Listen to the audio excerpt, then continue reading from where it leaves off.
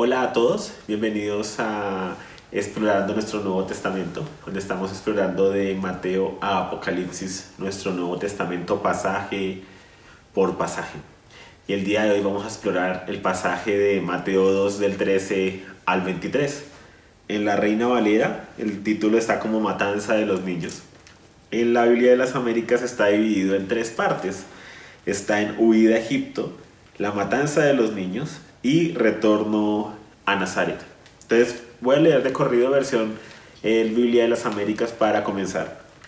Después de haberse marchado ellos, un ángel del Señor se le apareció a José en sueños, diciendo: levántate, toma al niño y a su madre y huye a Egipto, y quédate allí hasta que yo te diga, porque Herodes va a buscar al niño para matarle. Y él, levantándose, tomó de noche al niño y a su madre y se trasladó a Egipto, y estuvo allá hasta la muerte de Herodes, para que se cumpliera lo que el Señor habló por medio del profeta, diciendo: de Egipto llamé a mi hijo. Entonces Herodes, al verse burlado por los magos, se enfureció en gran manera y mandó matar a todos los niños que había en Belén y en todos sus alrededores de 2 años para abajo, según el tiempo que había averiguado de los magos. Entonces se cumplió lo que fue dicho por medio del profeta Jeremías cuando dijo: se oyó una voz en Rama, llanto y gran lamentación, Raquel que llora a sus hijos y que no quiso ser consolada porque ya no existen. Pero cuando murió Herodes, he aquí un ángel del Señor se apareció en sueños a José en Egipto, diciendo: levántate, toma al niño y a su madre, y vete a la tierra de Israel, porque los que atentaban contra la vida del niño han muerto. Y él, levantándose, tomó al niño y a su madre y vino a la tierra de Israel. Pero cuando oyó que Arquelao reinaba sobre Judea, en lugar de su padre Herodes, tuvo miedo de ir allá, y advertido por Dios en sueños, partió para la región de Galilea, y llegó y habitó en una ciudad llamada Nazaret, para que se cumpliera lo que fue dicho por medio de los profetas: será llamado Nazareno. Bueno, sí, este es el pasaje de hoy. Es un pasaje muy interesante, como lo decíamos. En la Reina Valera es un solo pasaje. En la Biblia de las Américas y otras versiones lo dividen en tres, por lo que hay varios hechos que acontecen. Está la huida, ¿sí?, hacia Egipto, la matanza de los niños, y está el regreso después de la muerte de Herodes. Es interesante que dice que todo esto aconteció después de que se marcharon aquellos visitantes de Oriente, ¿cierto? Aquellos mayas, aquellos magos de Oriente, como dicen algunas versiones, que ya vimos la vez pasada lo que tenía que ver con astrología y demás.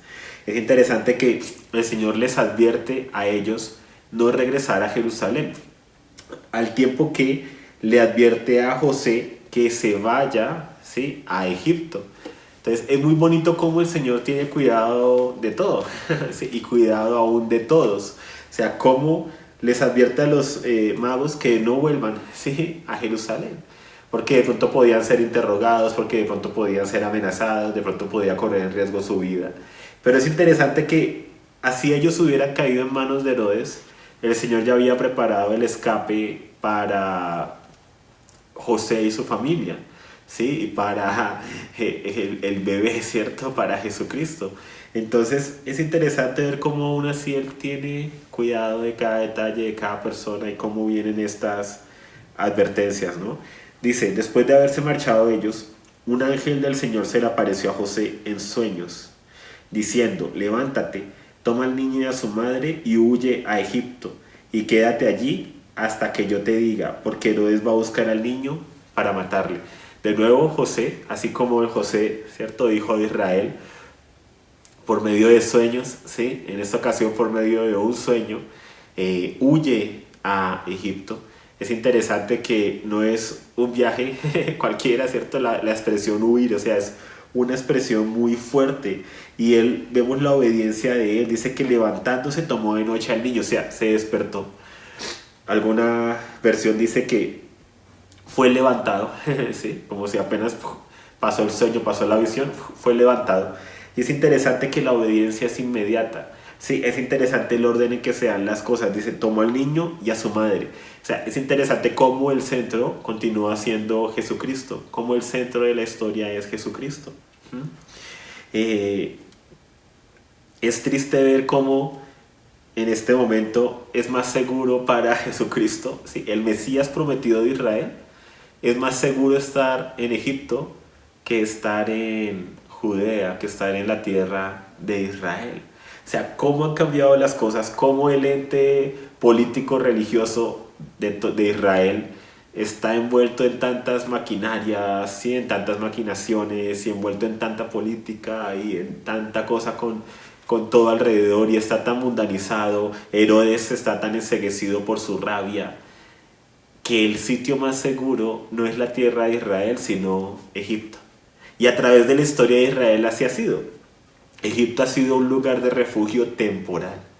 Y esa es la clave. Cuando Dios le dio los sueños a José, hijo de Jacob, ¿sí? Cuando lo lleva a tierra de Egipto, cuando le permite estar allá y hay hambruna sobre la tierra y vienen los israelitas a Egipto, la idea es que fuera algo temporal. Recuerden que en los sueños que vio José, la hambruna iba a durar solo 7 años. 7 años de abundancia y 7 años de hambruna. Y luego todo iba a empezar a retornar a la normalidad. A la nueva normalidad. Pero los israelitas se acostumbraron a la nueva normalidad, viviendo en Egipto, y nunca regresaron. ¿Y qué pasó? Se volvieron esclavos. Porque eso es lo que hace el sistema de egipcio, el sistema que representa el sistema de este mundo. Faraón siempre ha representado a Satanás. Es un sistema, ¿sí?, que a la final va a buscar esclavizarte.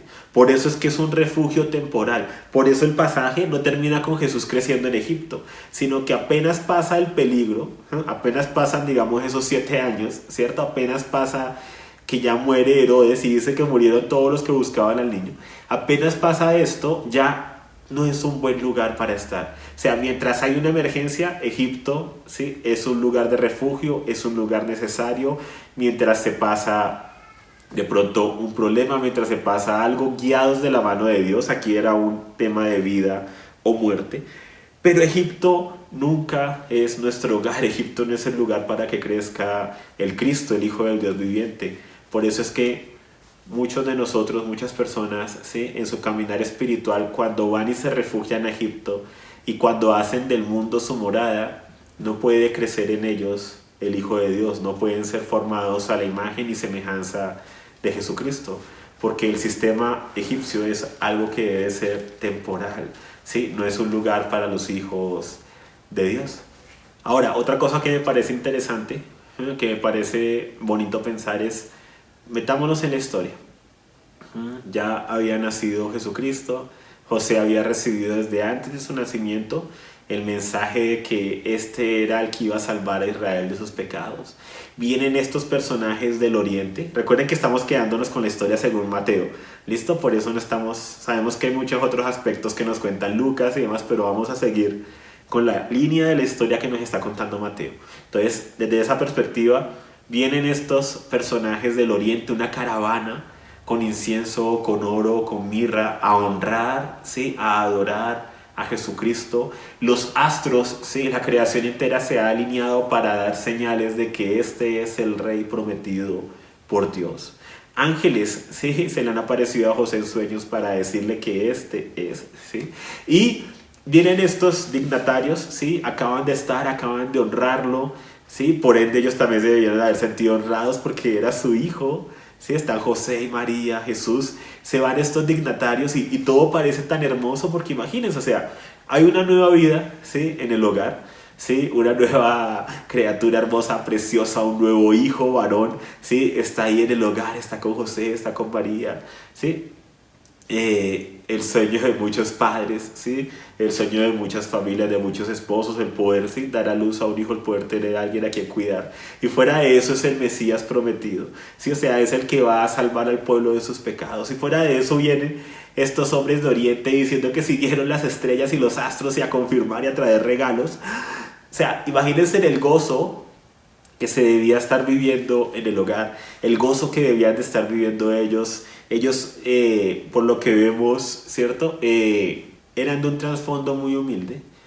Y he aquí, ¿sí?, viene toda esta comitiva, viene toda esta exaltación, viene todo este tema en que son metidos en una de las más grandes historias de todos los tiempos. Y no sé ustedes, pero yo imagino que ellos hablarían del tema. Estos de Oriente vinieron y lo honraron y mira lo que le dejaron. Sí, o sea, todas esas cosas. Y todo parece como que el hecho de tener a Jesús con ellos es fuente de bendición. ¿sí? No solo espiritual, todo el mundo lo sabe, es espiritual, pero también material. Vinieron ellos a traer ofrendas, regalos, a honrarlo como el rey que es. ¿Sí? Han habido muchos reyes, ¿sí? Que se han hecho, pero he aquí un rey había nacido.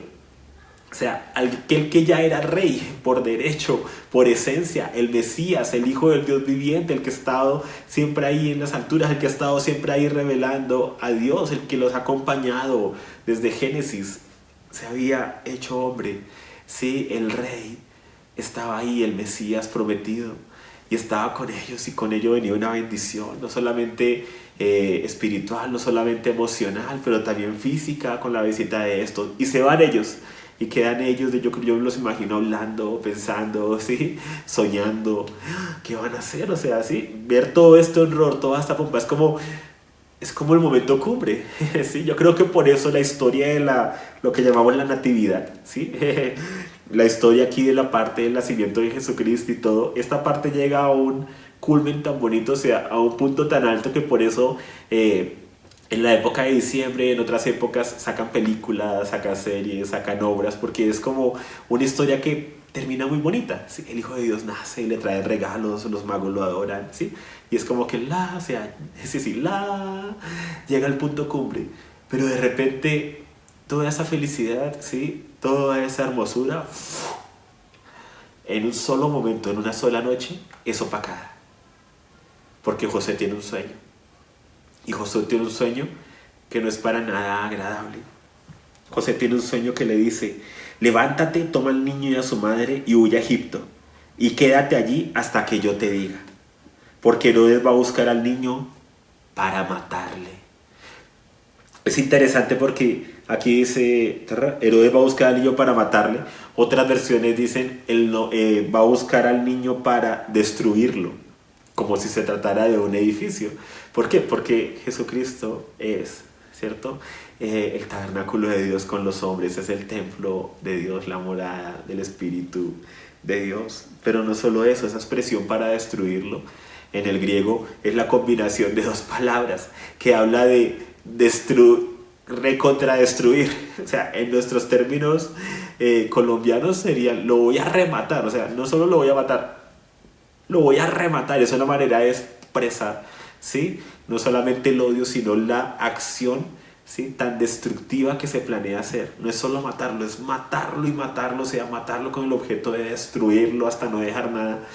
Es una expresión demasiado fuerte la que se utiliza aquí, que es lo que estaba en el corazón de Herodes. Y aquí hay muchas cosas para ver. Entonces imagínense esa parte tan bonita, y recibe José ese sueño y se despierta, ¿sí? Esa visión del ángel, y se despierta. Y hasta ahora se ha cumplido lo que ha dicho el ángel, porque él tuvo el sueño de recibir a María y la recibió y todo.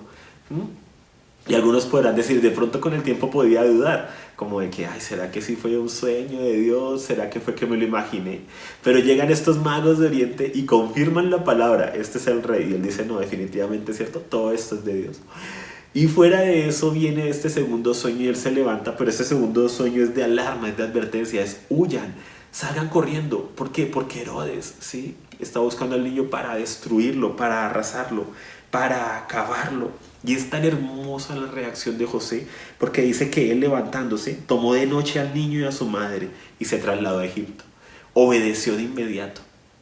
O sea, se levantó y no dijo: ay, pero toda está de noche. Bueno, mañana en la mañana listaré todo, le contaré a María después del desayuno.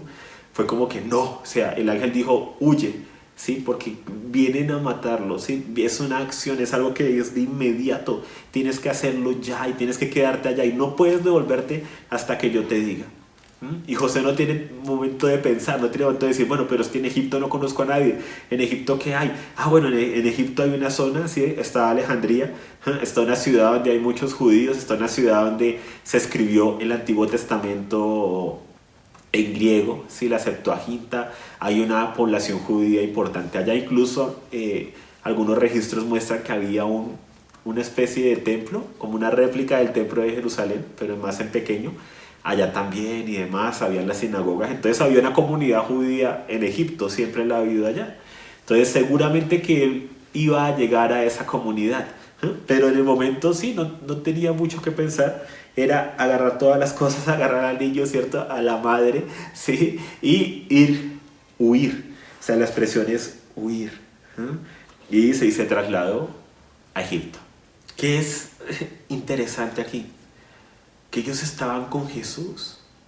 O sea, miren que hoy en día manejamos una espiritualidad que a veces nos parece que nosotros mereciéramos más cosas que el Hijo de Dios. Como que mereciéramos más seguridad, más salud, una mejor vida que la del propio Jesucristo. O sea, el Hijo de Dios. ¿Por qué Dios simplemente no los hizo invisibles ante los ojos de los que venían a asesinarlos?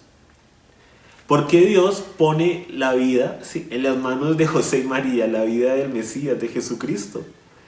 ¿Por qué tuvieron que huir? ¿Podía Jesucristo morir? ¿Podía ser asesinado de niño y se podía haber truncado todo ese plan de Dios? Son muy buenas preguntas y nos deben desafiar a nosotros. Si el Hijo de Dios tuvo que huir ante una situación de peligro, ¿por qué nosotros a veces somos tan altivos de tener que decir no? Sí, o sea, yo no voy a huir, yo no me voy a mover. Sí, porque Dios me va a proteger, porque Dios me tiene que sanar, porque Dios me tiene que... A veces hay tanta altivez en nuestro vocabulario, lo que digo, como que queremos que Dios actúe con nosotros por encima, más, como si fuéramos más importantes que Jesucristo. Y es muy interesante. O sea, a mí lo que me parece interesante de esto es que ellos teniendo a Jesucristo, eso no les evitaba ser tribulados. Por el contrario, por causa de Jesucristo, ahora su vida estaba en peligro. Por causa de haber aceptado el encargo de Dios, ¿sí? De que se iba a formar el Hijo del Espíritu Santo, ¿cierto? En María, Jesucristo. Y José le iba a tomar como esposo y iba, ¿sí?, a ser el padre de esta familia, el protector de esta familia. Ahora sus vidas corrían peligro y la del bebé que les habían encargado. Y miren que el Señor los manda a huir. ¿Por qué no hace algo sobrenatural? ¿Por qué no destruye a los que vienen a matar al niño? ¿Por qué no hace esto? ¿Por qué no hace lo otro? Y a veces nosotros queremos que Dios actúe en maneras sobrenaturales cuando hay salidas naturales. Y Él no va a actuar por encima de lo que nos ha llamado a hacer. Él no va a actuar, ¿sí?, en aquello que nos ha encargado a nosotros como la responsabilidad. Y la responsabilidad de la protección de esta familia estaba en este momento sobre José, como el esposo de María, como el padre de Jesús, como el proveedor y el protector de este hogar. Y es interesante que teniendo a Jesús, igual tuvieron que huir. Y nosotros a veces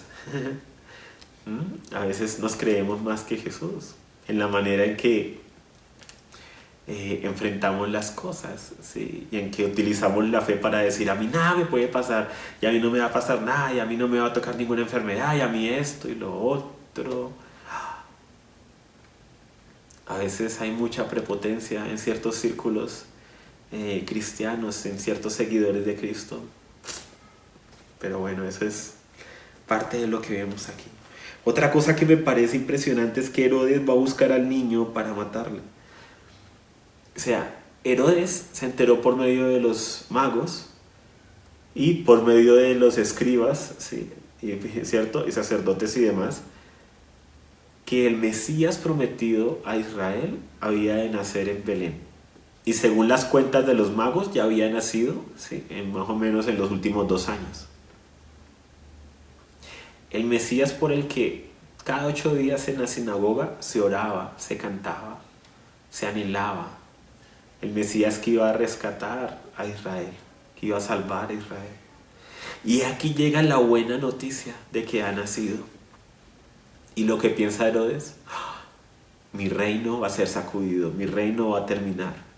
Tengo que acabar con él, tengo que destruirlo. O sea, la esperanza de Israel y este hombre tan consumido en sí mismo, en sus propios proyectos, en sus propios planes, en su reinado, en su egoísmo, en su orgullo, lo único que piensa es: debo matarlo. O sea, era la esperanza de una nación, ¿sí? En ese momento, y la esperanza del mundo entero, porque iba a ser una luz para todas las naciones de la tierra, la promesa que se le dio a Abraham para toda Israel, que Israel era un faro de luz, era una fuente de bendición para todas las familias de la tierra. No para ser egoísta, como le pasó en un tiempo y por eso también le ha ido mal en ciertas cosas, sino para ser bendición para todas las familias de la tierra. Y he aquí, Herodes está preocupado por su reinado. O sea, y está dispuesto a destruir todo el plan, todo el propósito, todo, ¿sí? La salvación de la humanidad por el conservar su posición, por el conservar su reinado, por el conservar su puesto como rey, por su conveniencia. Y no sé hasta qué punto nosotros a veces, el Señor nos pide predicarle a alguien, hablarle a alguien, orar por alguien, contactar a alguien. Y no lo hacemos por causa de nuestro orgullo, de nuestra vanidad, de porque esa persona me hizo algo malo. Sí, o sea, nos ponemos por encima de los planes, propósitos de Dios en muchas ocasiones. Y sé que no llegamos a este punto de pensar en matar y destruir. Pero muchas veces no vemos eso como Dios ve. Estamos tan ensimismados en nosotros mismos, en lo que las personas nos hicieron, cómo nos vieron, que no caemos en cuenta de que Dios de pronto quiere hacer algo con esa persona, quiere que nosotros la hablemos, que la escuchemos, que la llamemos, que le prediquemos. Y cuando no somos obedientes a la voz de Dios, cuando estamos pensando en nosotros, en qué dirán de mí, pero es que me miró, pero es que si me dicen, pero es que qué pena, no estamos actuando diferente a ellos, no estamos actuando diferente a Herodes, que no estamos llegando a asesinar, pero el principio de fondo es el mismo, el egoísmo, el pensar en nosotros mismos, es hacer de nosotros el centro. Y hay una gran historia donde Dios es el centro. Y nuestra mirada debe estar en sus planes y en sus propósitos. Dice que Herodes, ¿cierto? Levantándose de noche, busca al niño, y él levantándose tomó de noche al niño y a su madre y se trasladó a Egipto. Y estuvo allá hasta la muerte de Herodes, para que se cumpliera lo que el Señor habló por medio del profeta, diciendo: de Egipto llamó a mi hijo.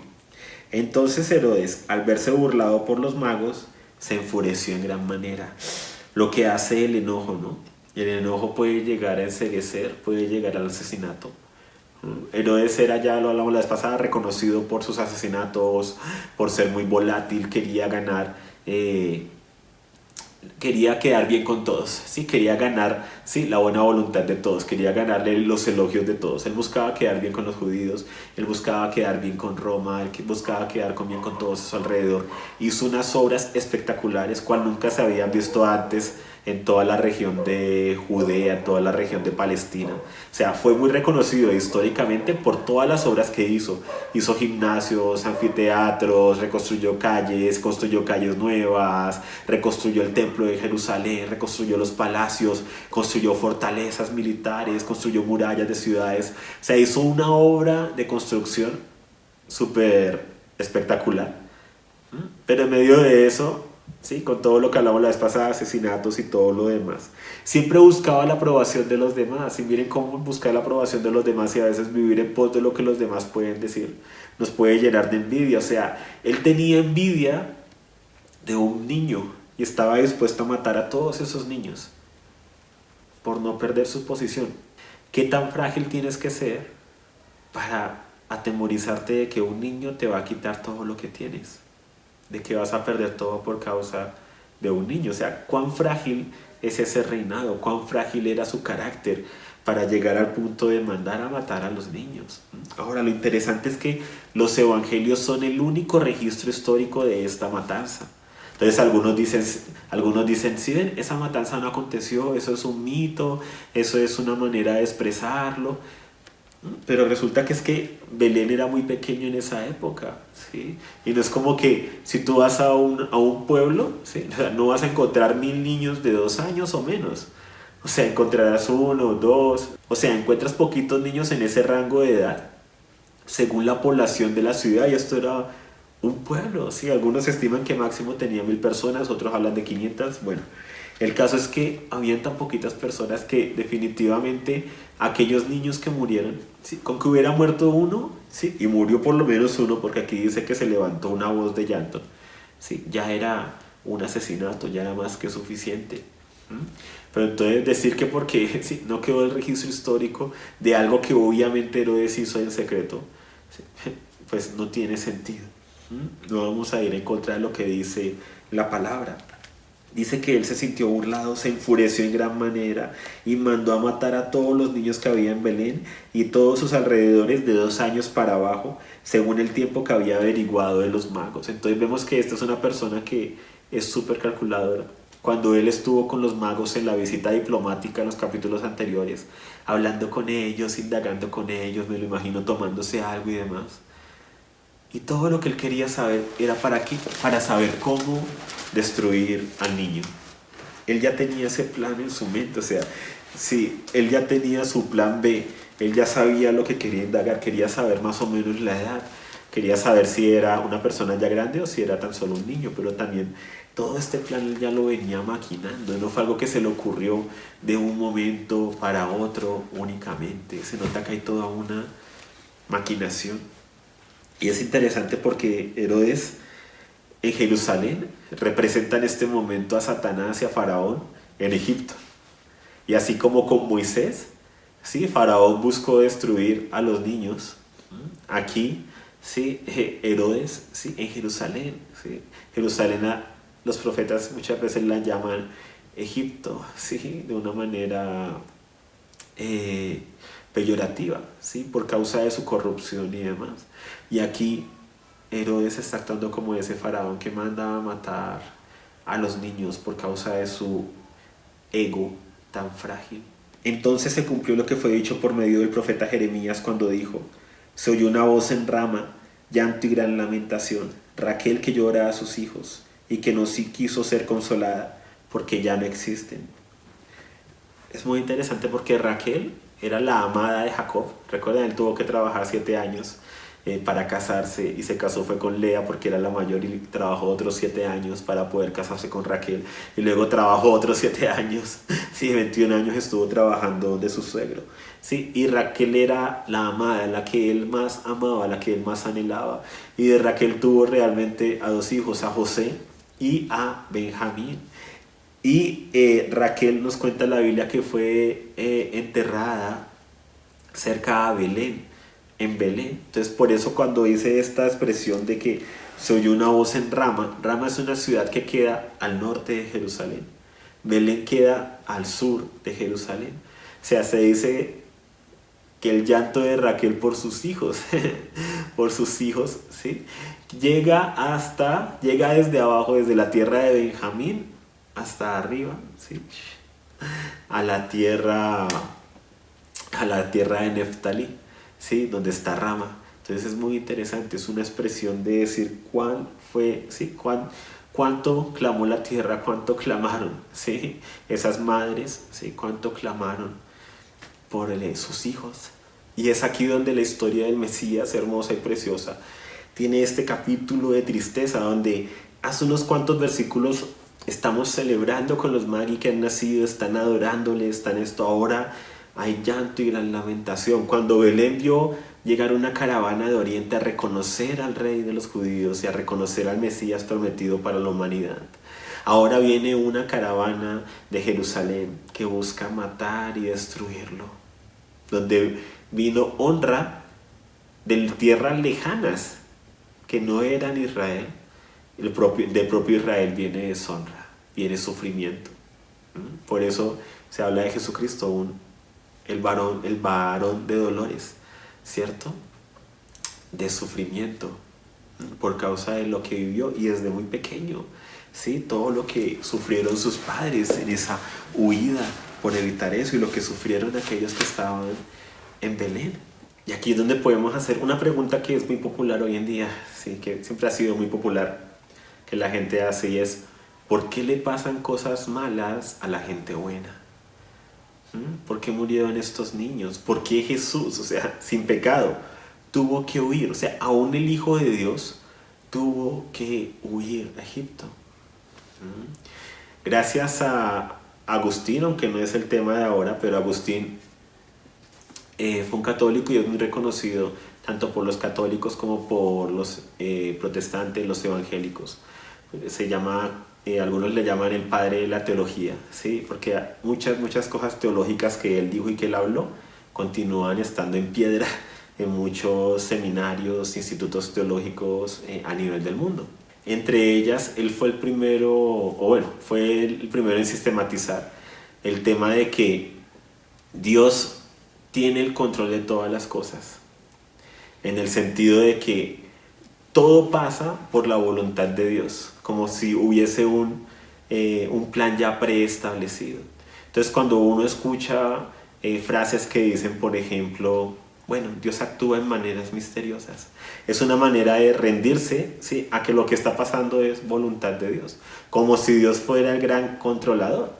Y es muy interesante porque se confunde la expresión de que Dios es omnipotente, omnipoderoso, y se crea esta expresión sin decirla, pero en la manera en que se habla, como si Dios fuera omnicontrolador, como si a la final no hubiera realmente entregado, sí, libre albedrío a los hombres y a los ángeles.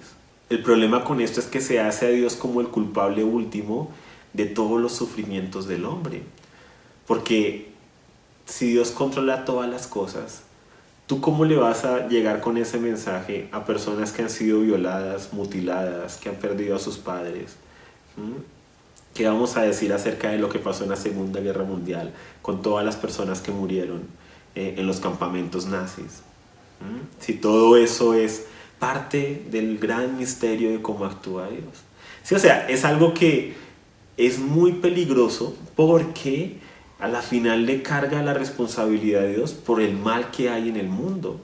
Y resulta que cuando uno ve la Biblia, uno no ve esto. O sea, este problema no lo tenían los cristianos, ¿sí? No lo tenían los hebreos, no lo tenían los cristianos durante los primeros siglos.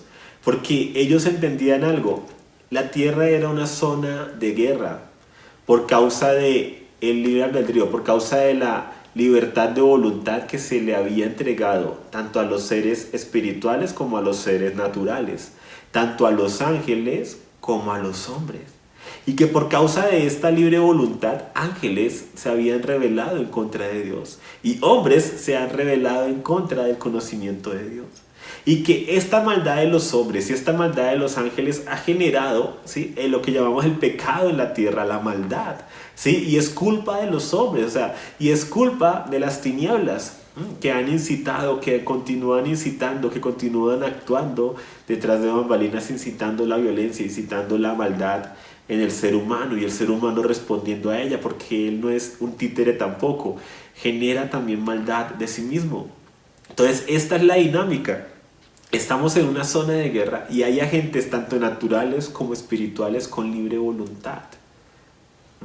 Porque así es el diseño como Dios dejó la creación, ¿sí? Como Él formó las cosas para que pudiese haber ese también disfrutar de qué, del amar, del elegir, del poder elegir lo bueno, ¿sí? De que no somos títeres, no somos robots, no somos un programa de computadora ya preestablecido, no somos una app que ya está preestablecida. Ahora, esto es algo que a la gente le da mucho temor, el pensar que su destino está en sus manos. Pero resulta que es algo que la Biblia lo habla. Desde Deuteronomio, cuando le dice al pueblo de Israel, he puesto delante de ti, ¿cierto? O sea, tú eliges, está un camino de bendición o un camino de maldición. Y lo vemos también en el Nuevo Testamento, cuando dice, tú puedes obedecer al pecado para muerte o puedes obedecer a la justicia para vida. O sea, las obras de Dios no cambian, su camino no cambia, ¿sí? O sea, Él no cambia. Nosotros, sí, somos los que tenemos que tomar esas decisiones de elegir entre lo bueno o lo malo, entre elegir entre la vida o la muerte, porque ni siquiera es únicamente el bien y el mal, porque el bien y el mal, con solo conocimiento, es retornar al árbol del conocimiento del bien y del mal. Es elegir entre el árbol del conocimiento del bien y del mal y elegir entre la vida misma de Dios. Y por eso vemos aquí que aún Jesús tuvo que huir, porque habían aquí agentes tanto espirituales como naturales que buscaban destruirlo, que buscaban destruirlo. Y esto es importante que lo tengamos claro, que estamos en una zona de guerra y que hay cosas malas que le suceden a la gente buena y que no son la voluntad perfecta de Dios. No es que Dios diseñó que le pasara eso malo a esa persona. Es que es parte de la maldad que debemos combatir, es parte de por qué nos debe aborrecer el pecado. O sea, nos debe aborrecer el pecado porque es en sobremanera pecaminoso, por lo que puede ocasionar. Nos debe aborrecer la maldad que hay en nosotros. Precisamente debemos reconocer, ¿sí?, que está ahí, y debemos reconocer que lo que nosotros vemos en otros, ¿hasta qué punto puede llegar su maldad? Nosotros podríamos llegar allá si no fuera por la obra de Dios en nosotros, si no fuera por el conocimiento de Dios en nosotros, si no fuera por el Espíritu de Dios en nosotros. Y eso nos lleva a querer proclamar a más personas acerca de las buenas nuevas de Jesucristo, para que nazcan de nuevo, para que Dios venga a habitar en ellos, para que puedan seguir el camino de la justicia, para que pasen del reino de las tinieblas al reino de la luz. Y ese es el tema, lo que dice Jesús más adelante, ¿cierto? O sea, todo, y las escrituras, ¿sí? El mundo entero está bajo el poder del maligno. Y algunos a veces toman eso como una manera muy poética.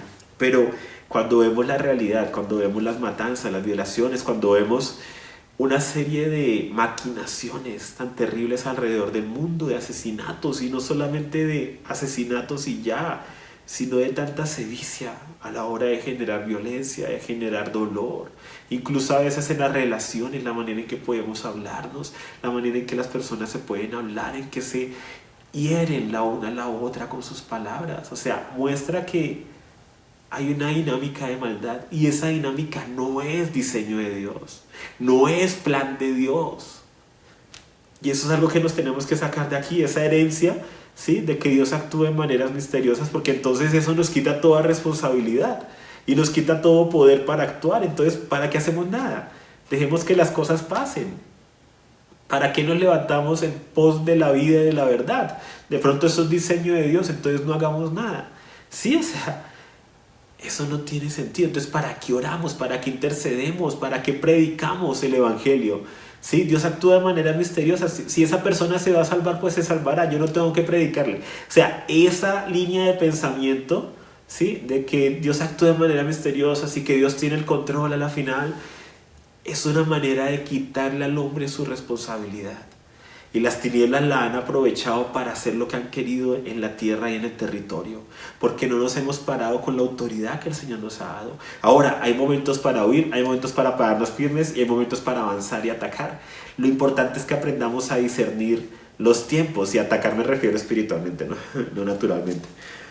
Y eso pasó aquí con Jesucristo. No era el momento de Él hacerle frente a las tinieblas, no era el momento en que el bebé, si fuera llevado al desierto a ser tentado por el diablo, ¿sí?, iba a ser asesinado. Eso no tenía sentido. Y es así como los propósitos de Dios a veces pueden verse en peligro cuando queremos lanzarlos, ¿sí?, sin que sea el momento, sin que hayamos madurado, cuando queremos lanzarnos a proyectos y a cosas sin tener la madurez, sin que Cristo haya sido formado en nosotros, y nos podemos quemar o se puede caer el proyecto y luego nos preguntamos, ¿pero qué pasó? Hay que preguntarle a Dios no solamente si esto es de Él, pero cuáles son los tiempos para las cosas. Y aquí no era el tiempo de enfrentar el sistema político y religioso de Jerusalén, era tiempo de huir. Y es así como Jesucristo huye. ¿Qué es lo bonito? Nos volvemos al versículo 15. Dice: y estuvo allá hasta la muerte de Herodes, para que se cumpliera lo que el Señor habló por medio del profeta, diciendo: de Egipto llamé a mi hijo.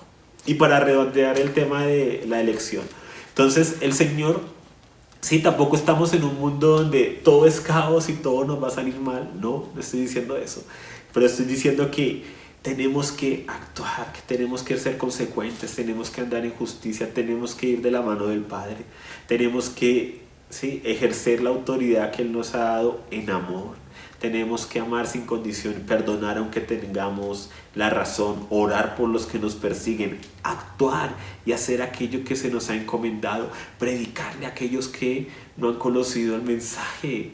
Sí, ayudar a los necesitados. O sea, debemos hacer estas cosas. No nos podemos quedar en una actitud pasiva esperando que sea Dios quien actúe, porque hay un llamado y hay una responsabilidad sobre nosotros. Fue la responsabilidad que dio a los apóstoles, sí, la responsabilidad que nos ha dado a la iglesia, responsabilidad que los ángeles quisieran tener, ¿cierto? Lo dice Pedro, de ver y de tener esas cosas que nosotros tenemos. El Señor hubiera podido enviar a sus ángeles, pero nos lo ha encargado a nosotros, ¿sí? Y están los ángeles, ¿cierto? Como ese apoyo, ¿sí? En favor, ¿cierto? Del propósito eterno de Dios, en favor de la iglesia de Dios. Pero esta es la iglesia a la que le corresponde avanzar el reino de Dios en amor, en servicio, entregándonos a los demás, amando a los demás, orando por los demás, echando fuera demonios, ¿cierto? Orando para que se efectúen milagros y sanidades, ¿sí? Conforme a la voluntad del Señor. Pero no podemos quedarnos pasivos esperando que las cosas pasen. Imagínense donde José hubiera tenido el pensamiento que tienen muchos hoy en día. No hubiera salido de Belén. No, el Señor me va a proteger y decreto que no me va a pasar nada. Y hubiera salido a echarle aceite alrededor de pronto a la casa donde estaban. ¿Sí? El Señor, ¿qué le dice? Huye. Y ahí es donde yo voy. A veces hoy en día tenemos unas ideas que tenemos que cotejarlas con lo que vemos en la Escritura, con lo que vemos de Jesucristo. Tenemos que preguntarnos, ¿sí? ¿Hasta qué punto nosotros sí, estamos realmente actuando por revelación de Dios? Como aquí José, por revelación de Dios huyó, por revelación de Dios regresó. ¿O hasta qué punto actuamos según nuestros anhelos, lo que nosotros queremos que acontezca? Y cuando las personas estén siendo atacadas o hayan sido atacadas por algo, hayan perdido un familiar, hayan perdido a alguien, ¿sí? Cuando uno les dice que, ¿sí? que es parte del plan de Dios y de la voluntad de Dios, muchas veces lo que les están diciendo es que Dios es el culpable, y eso no es así. Toca decirles que este es un mundo que está caído, por eso necesitamos a un Salvador, que la muerte no hace parte del plan de Dios. Por eso Él vino a vencerla. Porque por eso la esperanza de la resurrección, para deshacer las obras de Satanás. Y que el pecado, la maldad del mundo, la maldad de los seres humanos y la muerte no son parte del gran diseño de Dios. Y por eso Él envió a su Hijo Jesucristo a morir por esa maldad. Sí, y fue muerto por esa maldad, pero no se quedó muerto, resucitó y venció para mostrarnos que nosotros también podemos vencer esa maldad.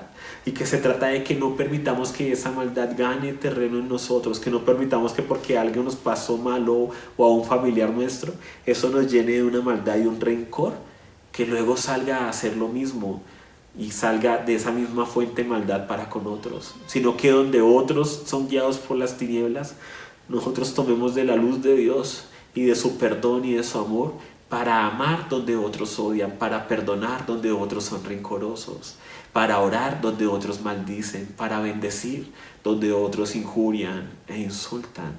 Y eso es nuestro llamado, ¿sí? No a ser pasivos, sino a aceptar y a confundir la voluntad de las tinieblas como si fuera la voluntad de Dios, o la voluntad de hombres caídos e injustos como si fuera la voluntad de Dios. Son dos cosas completamente diferentes. Estamos en una zona de guerra y esta historia nos lo muestra. Jesucristo llega a una zona de guerra.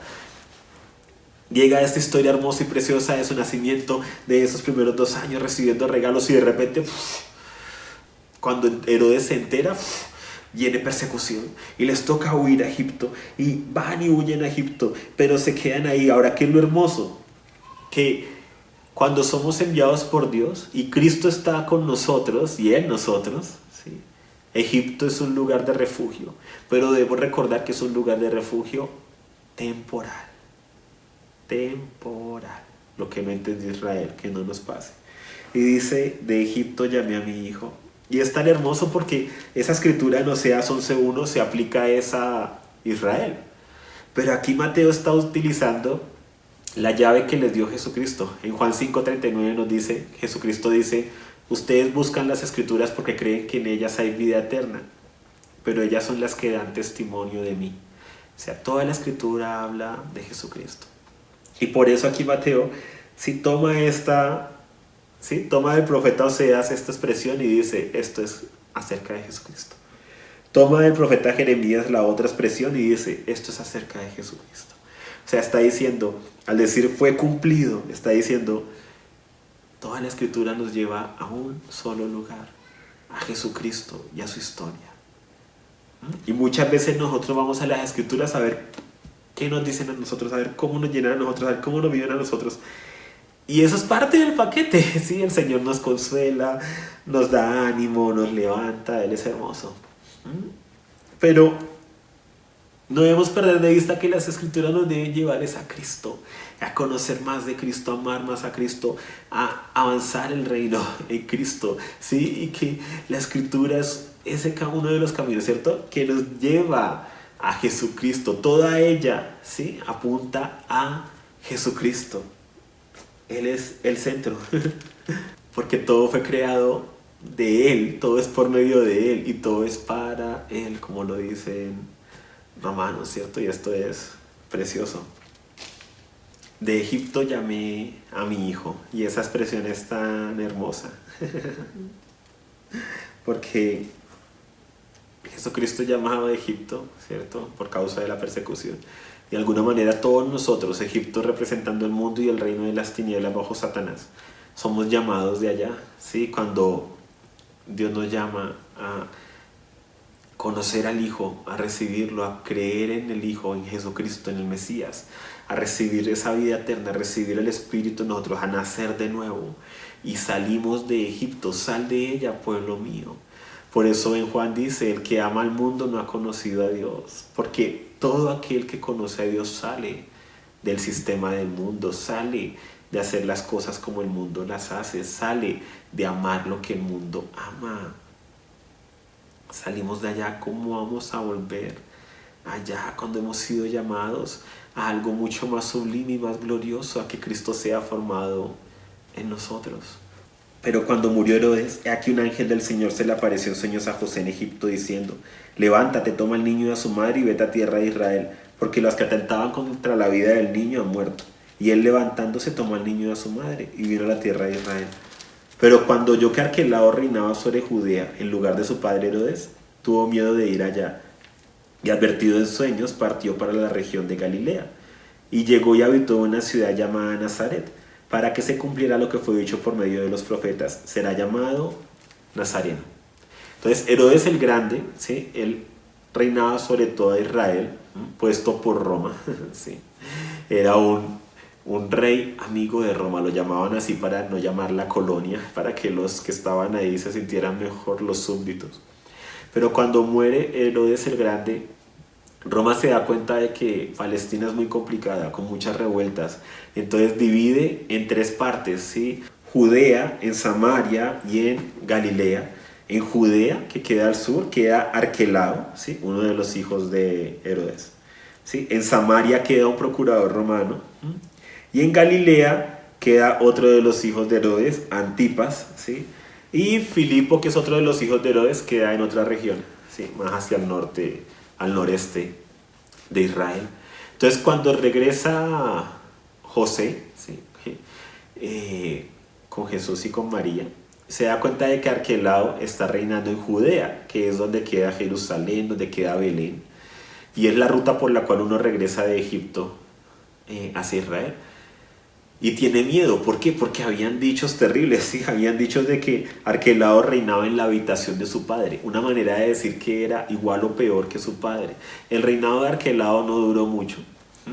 Y después de Arquelao, que dicen que era igual que de cruel que Herodes, él nunca se llamó rey, Herodes fue el último rey, a ellos se les llamó etnarcas, no se les dio el título de rey, pero el gobierno de Arquelao duró poco, y ahí fue donde de ahí en adelante decidieron los romanos colocar un procurador romano. Por eso es que cuando ya Jesucristo está grande y es llevado, ¿sí?, al juicio, es llevado ante Poncio Pilato, quien es el procurador, ¿sí? O sea, el que estaba ahí como regente, como gobernante de Judea.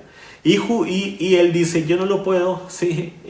Yo no lo puedo enjuiciar porque no me corresponde a mí, lavándose la mano, ¿no?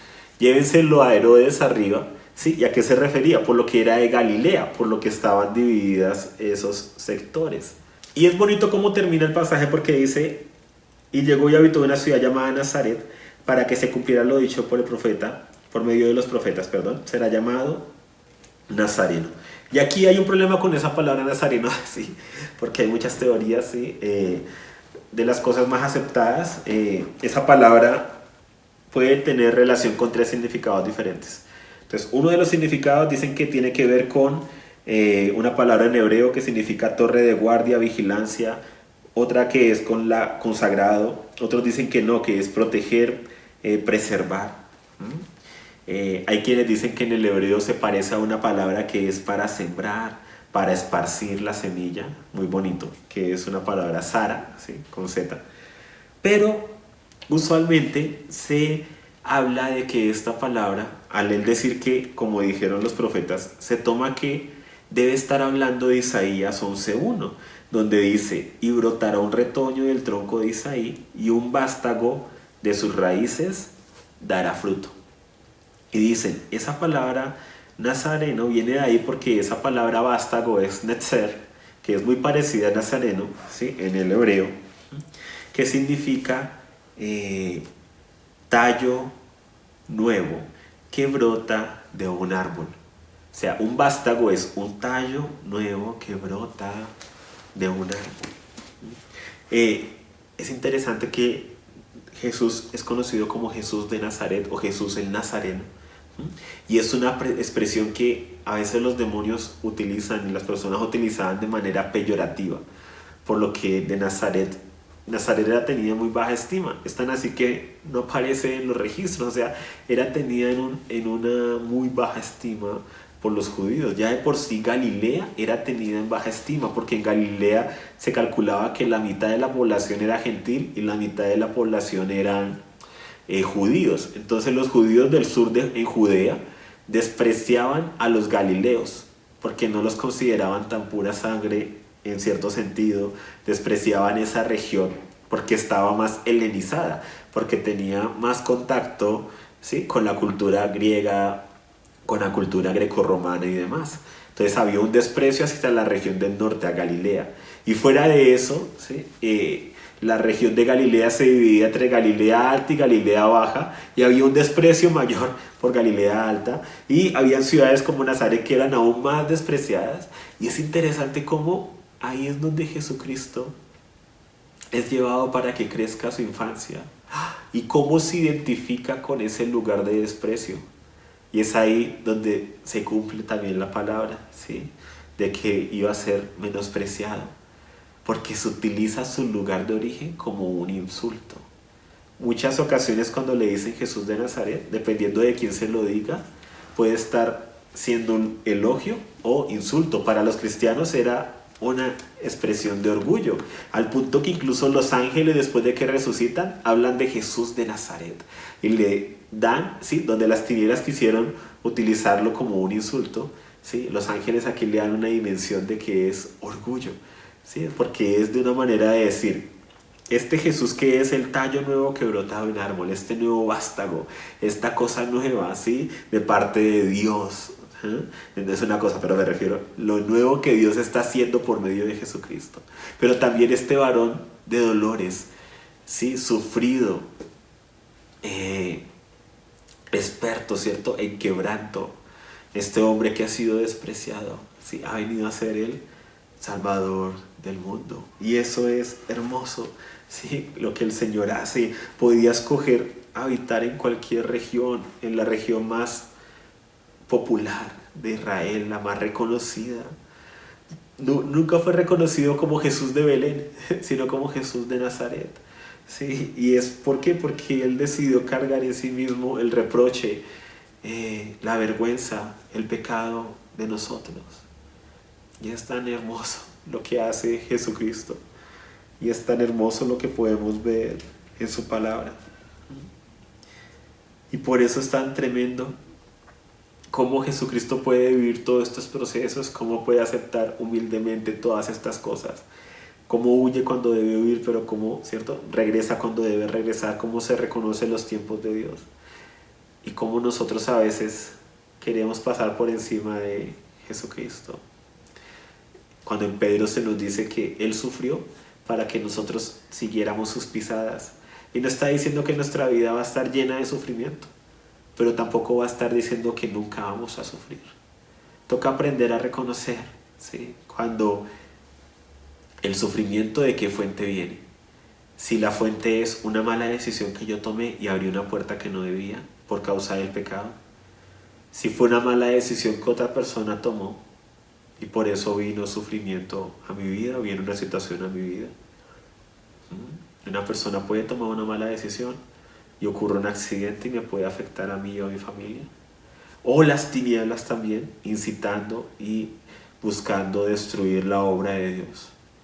Y es ahí donde debemos aprender a reconocer la fuente, pero saber que por encima de todo el poder de Dios habita en nosotros y que Él va a enjuagar toda lágrima, pero que Él no es el culpable último de las cosas que nos acontecen, sino que el verdadero culpable, ¿sí?, es Satanás, es la maldad, ¿sí?, que está no solamente en el mundo, pero en el corazón del hombre, y que por eso necesitamos a Cristo.